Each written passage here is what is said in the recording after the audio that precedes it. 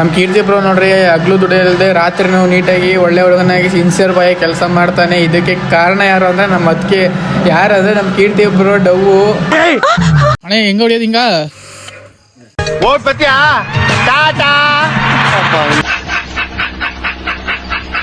ಬೆಳಿಗ್ಗೆ 3 ಗಂಟೆ ರಾತ್ರಿಗೆ ಎದ್ದು ಹೋದೆ ಅಂತ ಹೇಳಲ್ಲ.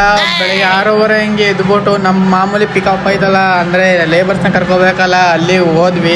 ಇಲ್ಲಿ ನೋಡಿ, ಇಲ್ಲಿ ಸಂಪ್ ಮಾಡಕ್ಕೆ ದುಡ್ಡು ಜಾಸ್ತಿ ಅಂದ್ಬಿಟ್ಟು ಗುಂಡಿ ತೆಗೆದ್ಬಿಟ್ಟು ದುಡ್ಡು ಉಳಿಸಕ್ಕೆ ಟಿಂಟೆಕ್ಸ್ನೇ ಊಟಾಕ್ಬಿಟ್ಟಾರೆ. ಆಮೇಲೆ 3 ರಿಂದ 4 ಗಂಟೆ ಹಂಗೆ ಒಂದು ಬಾಡಿಗೆ ಇತ್ತು, 10 ಮೂಟೆ ಹಾಕೋಬೇಕಿತ್ತು. ಒಂದು 8 ಮೂಟೆ ಅದನ್ನ ಹಾಕಕ್ ಬಂದೆ, ಅನ್ಲೋಡ್ ಮಾಡಿದೆ. ನಮ್ಮ ಲೇಬರ್ಸ್ನ ಬಿಟ್ಟು ಬರ್ಬೇಕಾದ್ರೆ ಒಂದು ರೋಡಲ್ಲಿ ಒಂದು ಕಾರು ರಿಪೇರಿ ಆಗಿ ನಿಂತ್ಕೊಂಡಿತ್ತು.